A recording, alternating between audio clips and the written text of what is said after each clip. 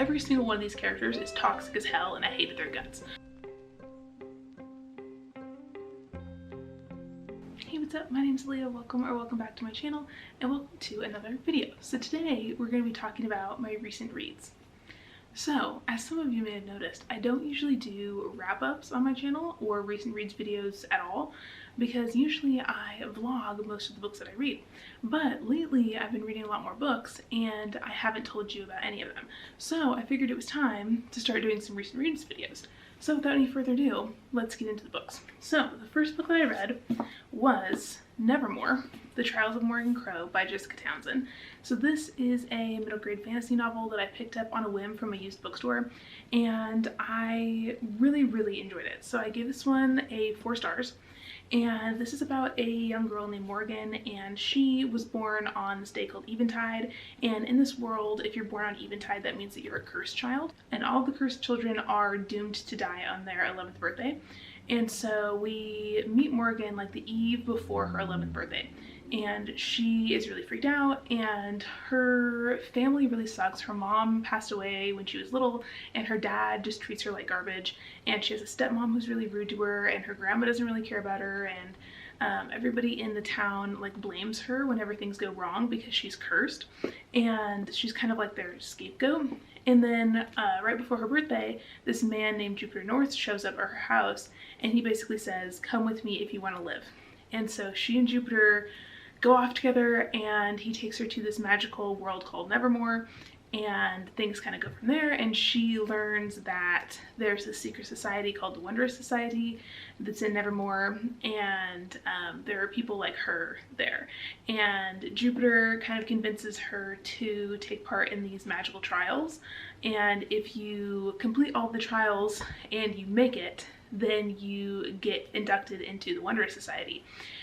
For magical people, and you get to go to this magic school and all this stuff. And so Jupiter basically becomes her patron, and he is almost like a father figure to her, and he takes her in and she moves into the hotel that he owns, and she makes all these friends, and there's this really nice found family element to the story, and it's very cozy and whimsical, and this hotel is like magical, and so it like decorates itself for the holidays. So there's a lot of scenes where it's like Christmas and Halloween and stuff, and the hotel's all decorated and it's really beautiful, and there's all these other magical beings in this world. So there's like dragons and unicorns and centaurs and witches and all these different people with different magical abilities. It's really cool.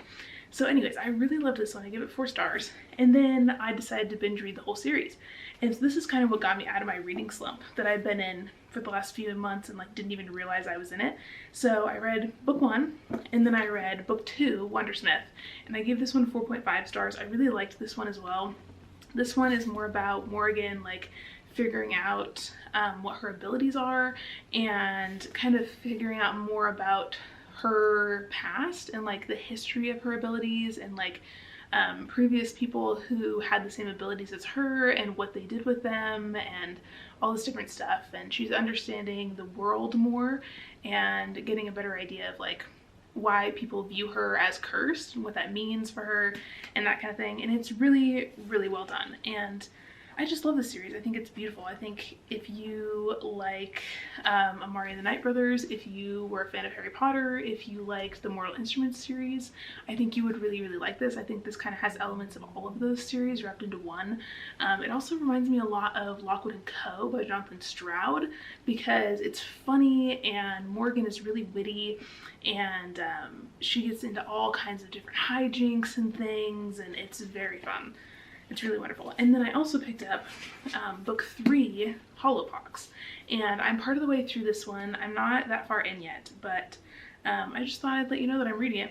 And this one, we are following Morgan as she's getting a little bit older, and she is still trying to figure out her abilities and stuff like that.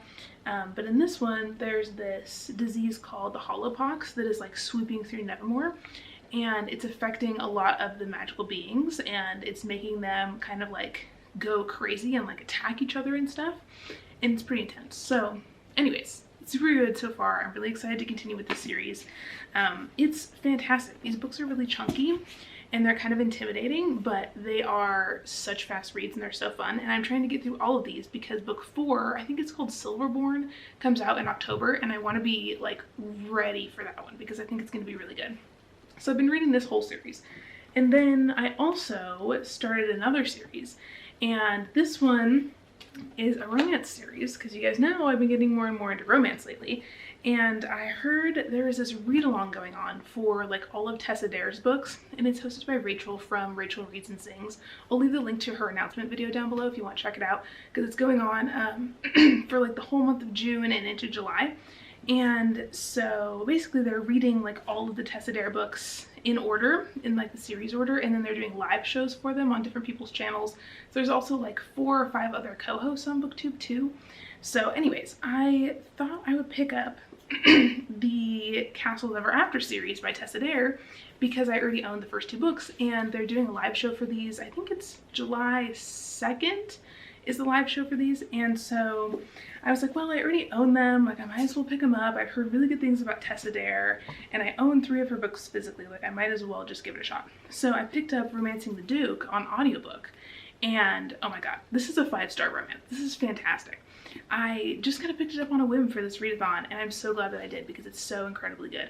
So this one is following our heroine Izzy, and she grew up on these like fairy tales. Her father was a famous author, and he published his stories in like newspapers and stuff, so tons of people have read them, and he had like a lot of adoring fans. And her father passed away, and when he passed away, he hadn't updated his will in a long time, and so his estate and everything went to Izzy's cousin instead of to her. And her mom had passed away when she was a child, and she has like no family left except for her mean cousin who inherited everything from her dad, and he hates her guts. And so Izzy is basically broke. She is like really down on her luck. She barely has any money. She really doesn't have anywhere to go. And she gets a letter in the mail from this man who says, hey, come to this old castle and collect your inheritance because your godfather passed away and he left you something in his will. And Izzy is like, oh, thank God, I'm so broke. I really hope he like left me money or something so I can get by. And so Izzy goes to this crumbling old castle that she's never been to before. And when she gets there, the man who sent her the letter is not there. And instead, there's a man there named Ransom. And he is a duke. And anyways, they have this like kind of funky encounter when she shows up because she like has a fainting spell, and he asks like bring her into the house. It's like a whole thing. And she wakes up and she realizes that Ransom has been living at this castle, and in fact it's his castle, but she may or may not have inherited it when her godfather died. You ever just? So she and Ransom have to like work out a deal because they both want this castle, and he's trying to like get her to leave and she won't, and there's all this banter back and forth, and it's really, really fun. And Ransom is a duke, but he has been basically sequestered away in this castle for like 7 months because he had an injury, and his injury caused him to go blind, and he has been adjusting to blindness and like recovering from his injuries and stuff. And he also had like his heart broken around the time of this injury as well, and so he's just been going through it.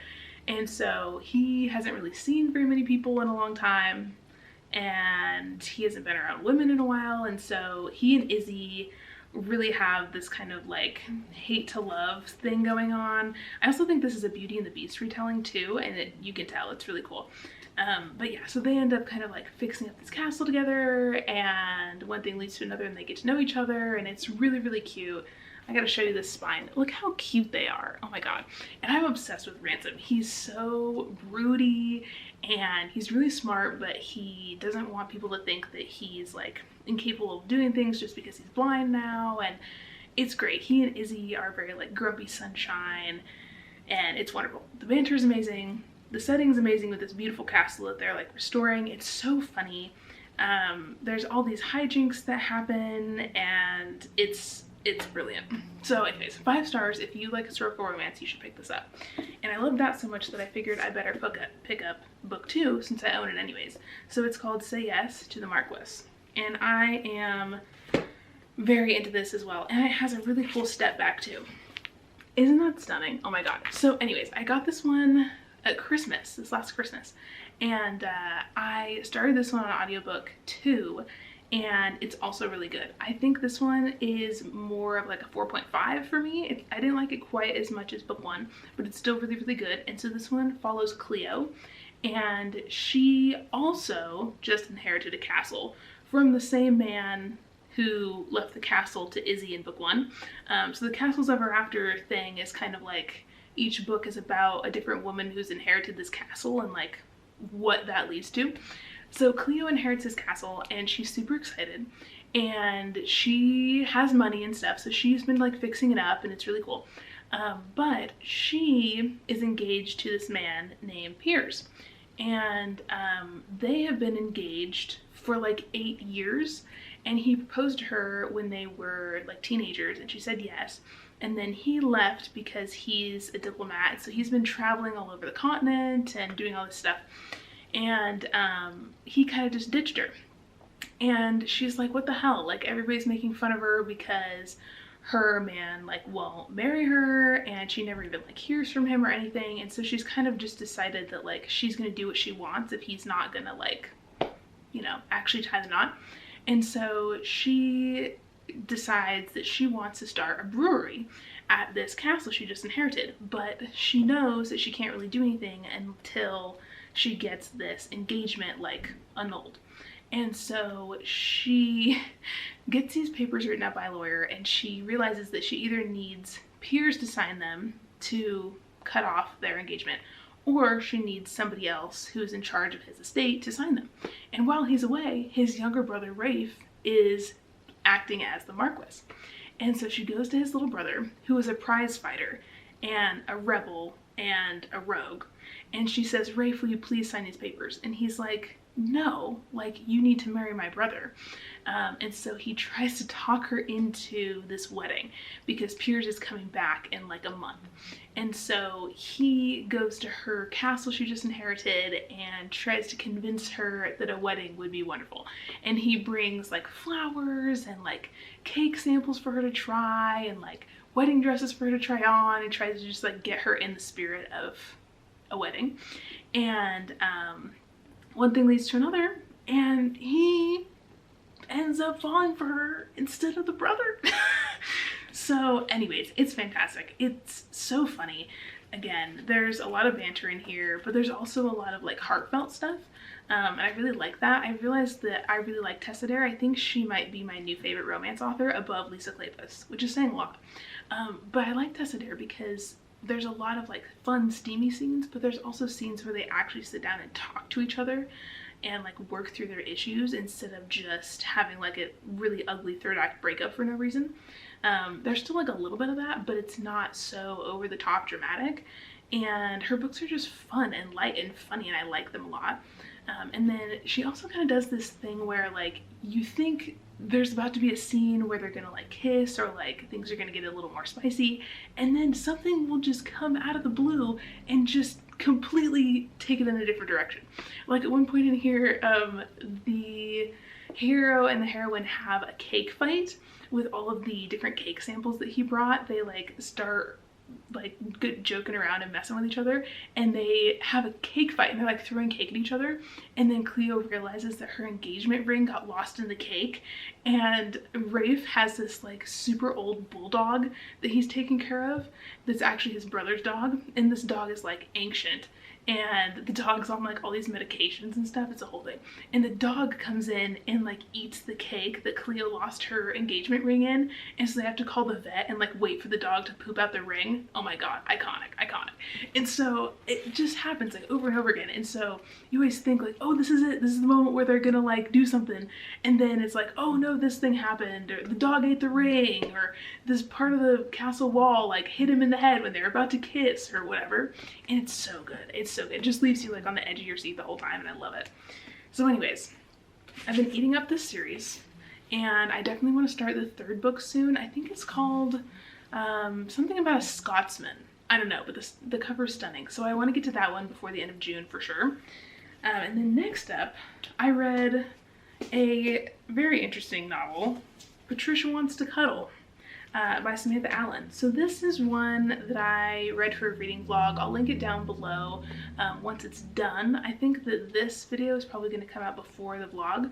But anyways, so I'm not going to say too much about this because I don't want to spoil the vlog. But this is a comedy, lesbian, Bigfoot horror novel. Figure that one out. This is basically like The Bachelor meets Devolution by Max Brooks, which is a like hardcore Sasquatch horror novel. So this is set in the Pacific Northwest in Washington on one of the islands like in the San Juans, but this is like a fictional island. It's called Otter's Island, and it's about this show called The Catch, which is basically like The Bachelor, and they're filming the final season of this show on this island. And so it's like the season finale, and there's all these women who have come to this island with this guy who's called The Catch, basically The Bachelor, and there's all these producers and cameramen and stuff who come to this island to film this last couple episodes of the show. But what they don't realize is that this island might have some more stuff on it than they thought. And this island also has a history of being like this place where all these lesbian couples used to go in the 70s and like get away from society. And so there's a lot of like woods in this area, and they're staying at this bed and breakfast that's like really cozy. But the lady who's running it is like kind of weird.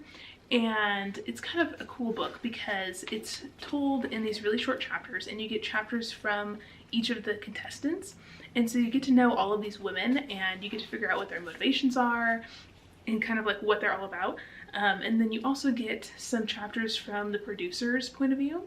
And then you also get these little snippets from this website called like Keck.com, where these fans are like talking about the show and like deep diving into the background of this weird island that they're filming the season finale on.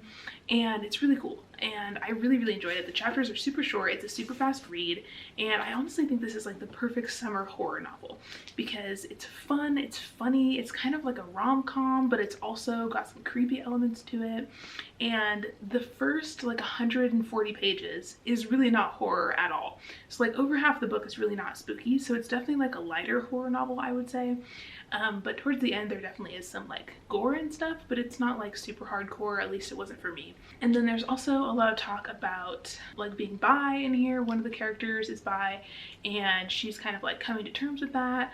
And there's also a lot of good discussions in here about like how social media and a lot of aspects of society are just like fluff and like really fake. And there's something about this island and like being out in the woods, and there's like Sasquatch, and it's, you know, all you can hear is birds, like you're really like out in the sticks. And a lot of these characters kind of realize like what's actually important in life, and I thought that was a really interesting discussion. And also a lot of these contestants are on this social media platform called Glamstapics, which is kind of like Instagram, and they're all like influencers. So a lot of them are really like stuck up, and they're all about themselves, and they didn't come on the show for love at all. They came on to like boost their follower count and that kind of thing.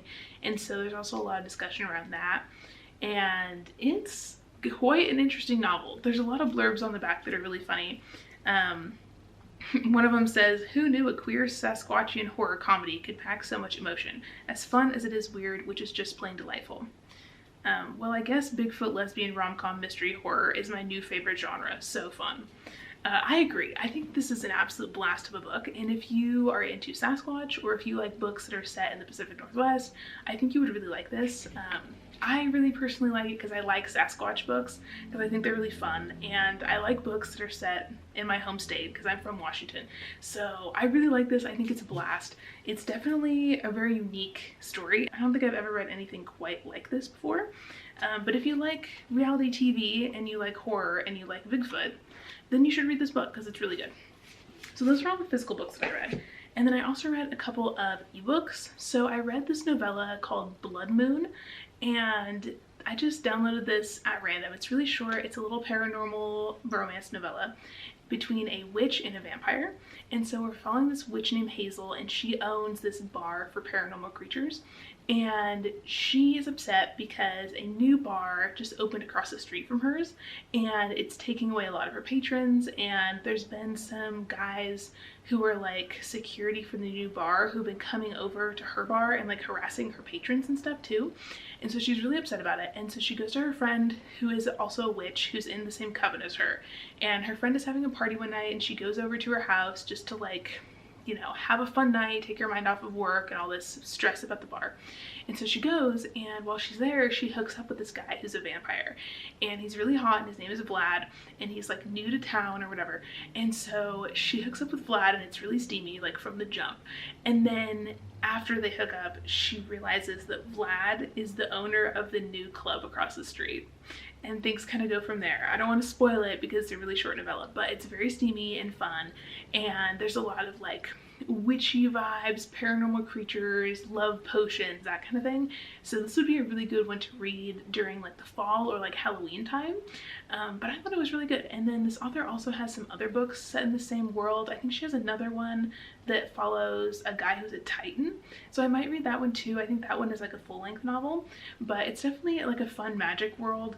I will say I don't think the writing was like anything like crazy out of this world, but it was good and it was a fun time, so I would recommend that if you like novellas and you want something short and spicy. And then next up, I DNF'd a book, and it's called Daggett. You may have heard of it. It's been making the rounds on Bookstagram a lot lately. So this is a queer contemporary story, and I wanted to read it because it's Pride Month and it's a new release, and I was like, this is gonna be great, I'm so excited. No, I had to DNF this. I think I DNF'd it at like 15%. I was just not vibing with this book at all.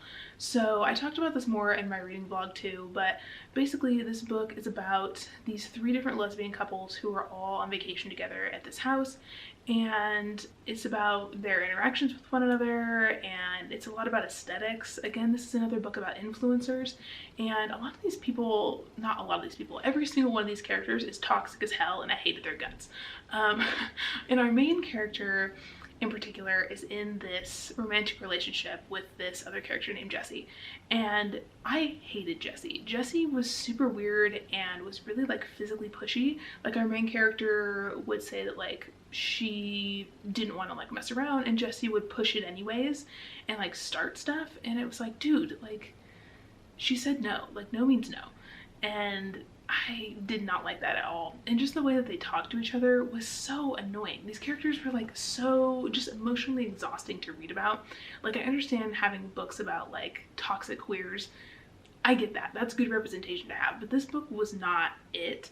And I didn't like it. It wasn't a fun time. It was emotionally exhausting to read about. And I looked on Goodreads to see if other people felt the same way. And a lot of them did. And there was one review in particular that said that like these characters were like not the brand of lesbian that they ever want to read about, and I second that opinion 100%. So I was not a fan of this book. Obviously look into some other reviews by queer folks if you want to hear some other opinions, but I was not a fan personally, so I DNF'd that. So next up, I picked up the audiobook for Big Swiss, and I gave this one like 4.5 stars. I really enjoyed it. And this one is about a woman named Greta, and she is the transcriptionist for a sex therapist. So basically this guy does these like sex therapy sessions with people, and he sends the audio recordings to Greta, and she has to like type them out and send them back to him because he's writing a book or whatever. And so the clients in these sessions tell him their initials, not their full names, and so Greta only knows these people by their voices and their initials. And she's at the dog park one day with her little dog, and she hears this woman's voice, and she knows that it's the voice of this woman, FEW, who is one of Ohm's clients. And she has been super interested in this woman because in the sessions, this woman talked about this extremely traumatic incident that she had, and it was like really dark, and Greta just thinks she's like super fascinating, right? And so Greta in her head has been calling this woman Big Swiss because this woman FEW is Swiss, and she has like a big personality and this really like harrowing backstory. And so Greta has become kind of like enamored with this woman, and so when she meets her in person, they end up kind of talking and forming this relationship that at first is like a friendship that kind of turns into more than that. And Greta lies to Big Swiss about who she is and comes up with this like fake name and fake identity and everything, and things kind of like go from there. And it's really interesting. This is another one that has like messy gays, but I think it was done really, really well.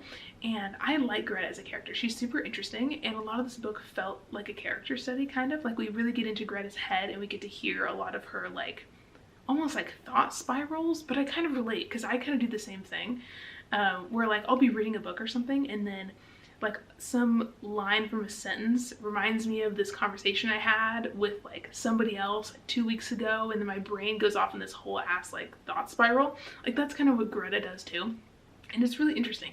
And we get to hear about Greta's backstory and how she like used to be engaged to this guy, and she was engaged to him for like 10 years and they never got married because she like wasn't that into him, but he was actually like really nice and he kind of like took care of her, but she felt like she was just like asleep the whole time that they were together. And this book also has some like pretty graphic like sexual stuff, but that wasn't a problem for me at all. I thought it was fine. It's actually kind of interesting, like the spicy scenes in here don't feel like spicy scenes. They're written very like cold and clinical and like kind of detached, which was interesting. But I really enjoyed it. I think Greta's really interesting as a character.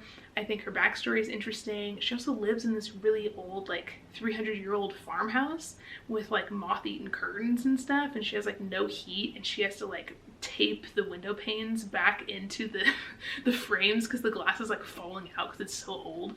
And there's like a giant beehive inside the ceiling in her kitchen, and just like weird stuff like that. It's really well written. It's so detailed, it's vivid, it's really beautiful writing, and I really, really love this book.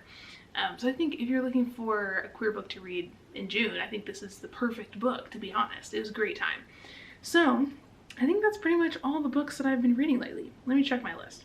Yeah, I think that's all she wrote, folks. So let me know in the comments if there's any books that you would recommend to me based on these ones that I liked, and let me know if you've read any of these and what your thoughts were, because I would love to know. And as always, please remember to like and subscribe if you want to see some more videos from me. I am definitely going to be posting some more stuff soon for Summerween.